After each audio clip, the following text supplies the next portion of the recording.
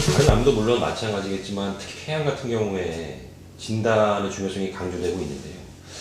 어떻게 진단이 이루어지고 어떤 검사들이 적용될 수 있는지 설명을 좀 부탁드릴게요. 폐암은 진단하는 과정은 일단 처음에 영상학적인 진단을 해야 되는데요. 영상학적인 검사를 통해서 폐암이 의심되면 조직 검사를 해서 폐암을 확진을 하게 됩니다. 그 다음에 다양한 병기 검사라는 검사를 동원을 하는데요. 검사가 좀 많습니다. 흉부 CT, 뼈 스캔, 그 다음에 PET CT 검사, 경우에 따라서는 뇌 촬영, 그 다음에 수술을 필요로 하는 사람들은 폐기능 검사, 그 다음에 조직 검사를 하기 위해서 바늘 새침 검사, 기관지 내시경, 기관 내시경 초음파.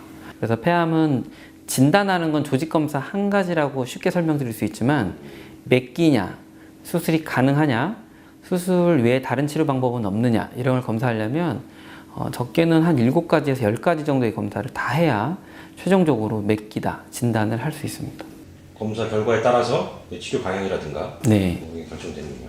네, 폐암은 크게 1기, 2기, 3기, 4기 이렇게 나눠지는데요. 1, 2기는 흔히 초기라고 말하는 거고요. 다행히 1, 2기로 진단이 되면 수술적 절제가 가능합니다. 사실은 약간 운이 좋은 편이고요. 전체 폐암 환자의 40% 미만만 수술의 기회를 갖습니다. 3기는 조금 복잡하지만 3기하고 4기는 처음부터 수술이 약간 불가능하다 이렇게 생각을 하시면 간단하게 이해하기 좋고요. 그래서 3기, 4기는 항암 치료를 하거나 항암 방사선 요법을 먼저 한 다음에 항암 치료를 하게 됩니다. 나머지 60%는 진단을 제대로 조기 못 받든가 그걸 방치해서 그 시기를 놓친 경우에가 해당되나요? 네, 대부분 3기 정도 되는 환자들은 증상이 거의 없습니다. 사실 이제 무증상 상태에서 진단을 했는데 해보니까 3기거나 4기인 경우도 상당히 있습니다. 그래서 3기, 4기 환자들이 증상이 없는 경우도 꽤 있기 때문에 내가 증상이 없다고 해서 초기일 것이야 라고 생각하는 건 약간 조심스럽습니다. 그런 수술적 접근할 수 없는 3기와 4기 같은 경우에 이제 방사선이나 항암 요법을 진행한다고 하셨는데 어떤 식으로 좀 이루어지나요? 3기는 항암하고 방사선 치료를 동시에 하는 항암 방사선 동시요법을 주된 치료의 근간으로 하고 있고요. 4기는 항암 치료를 근간으로 하고 있습니다. 3기 환자 중에 아주 예외적으로 항암 방사선 치료 이후에 효과가 매우 좋은 사람들은 수술을 통해서 절제를 시도하기는 하는데요. 모든 환자한테 해당되지는 않습니다. 폐암이 폐에서만 시작뿐만 아니라 폐 외 장기까지 퍼진 경우를 우리가 4기라고 하는데요.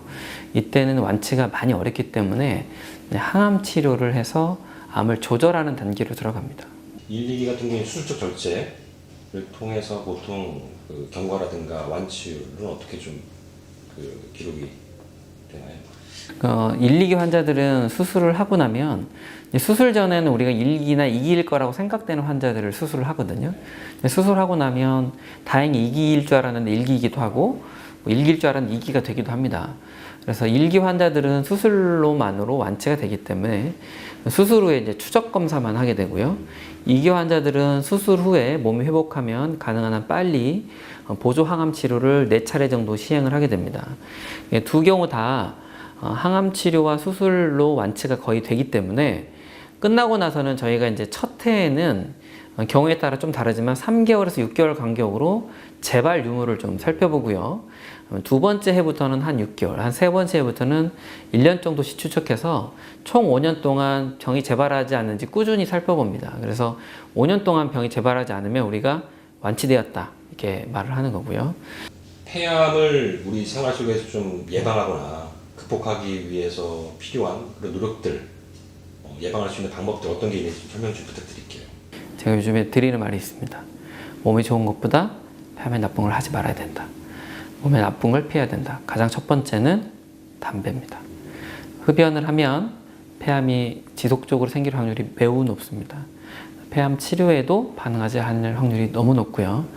담배를 끊는 건 우리가 할 수 있는 가장 쉽고 좋은 방법 중에 하나입니다. 사실은 먼지를 피한다거나 우리가 살 수 있는 환경을 바꿀 수 없지만 담배를 피던 분들이 금연을 하는 건 매우 중요합니다. 그 부분을 저는 꼭 강조하고 싶고요.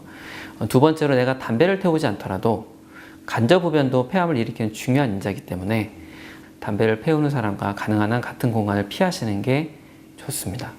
세 번째로는 다양한 주변 환경 인자와 폐암은 관련이 있다고 알려져 있습니다.